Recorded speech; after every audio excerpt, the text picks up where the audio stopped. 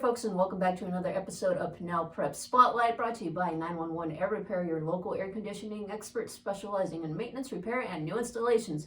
Well, like we did last week, we kind of gave you guys our predictions for the baseball season. We're going to be doing that this week with softball, and much like last week, I have a lot of questions coming into the softball season. I feel like this might be a down year for Pinal County, unfortunately, but hey, we do have a couple bright spots. David, you've already been able to see one of these teams. What can you say about them? Yeah, as far as predictions go, I really only have one, and it's not even really a prediction. It's more of a question. Is Santa Cruz finally going to get to the place where they know they can be? It's been a really long time since this team has finally been able to reach that top pinnacle of two-way softball. You know, they're consistent playoff appearances and participants, but at the same time, like, they just don't get the same level of competition throughout the year to really have them level up to compete with some of the really top teams. So this kind of has to be the year. You know, they have some seniors that are going to be leaving in their final year.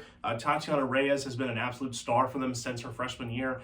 She's already on to a great start, batting .400 right now in 12 plate appearances. So she's going to be, you know, a big piece of the offense. But the real interesting story is on the pitching side when it comes to inside the circle. You know, Layla Brown has been their ace for a while now. She's already been really solid with a 2.71 ERA so far, but it's going to be Slushy Herrera, who's going to be a really interesting piece for them. You know, Slushy came over from Coolidge. She played her freshman year. Some interesting circumstances happened in her sophomore year, but she's a junior now and has shipped over from Coolidge to Santa Cruz, and they're kind of slowly bringing her back to speed when it comes to softball, but she's going to be a piece for them moving forward for sure. She's only pitched 2 innings so far in the season, but it's kind of a 1A, 1B scenario for them because we've seen how good Slushy can be. We have seen numerous years how good Layla Brown can be. So having that 1-2 punch and having that extra pitcher come towards playoff time is going to be huge for them, especially when they can give their players some rest, but then also their opponents aren't going to see the same things they always see whenever they face, because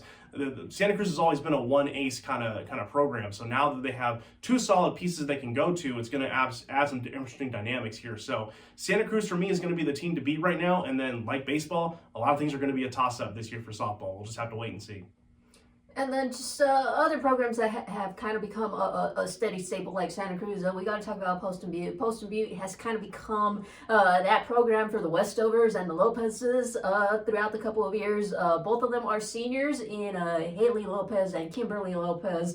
Luckily, Poston Butte still has one more Lopez working her way through the pipeline, which and will eventually be there. But for right now, it's these two. They have been the stars offensively, defensively, just all around for this Broncos team throughout their whole career. Being seniors this year isn't going to be any different. But I do want to highlight a newcomer in Chloe Morgan, just a freshman, and already she is batting .522, 12 hits, 8 RBIs. It's early on in the season, and while teams begin to make their way through region play, it's going to be interesting to see just how these Broncos adjust to different levels of competition that they'll see throughout the season. And then moving up to 5A, talking about possibly our hottest team off to start the season right now. We are talking about CG Union. They are 5-0 in regular season games, but they will finally be tested this week. They are going up against Oro Valley Canyon del Oro, just a monster powerhouse when it comes to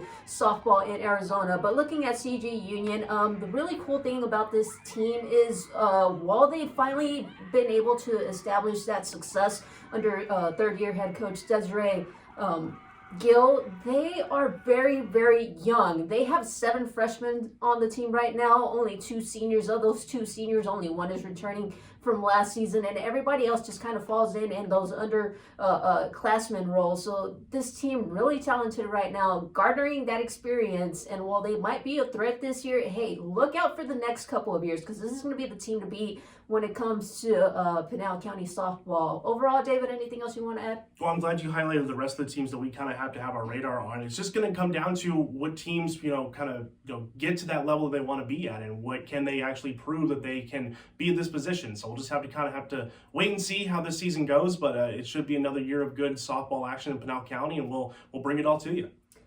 As always, be sure to check out Pinal Central for all of your local sports coverage. And we are sorry for the blinking light if you see it.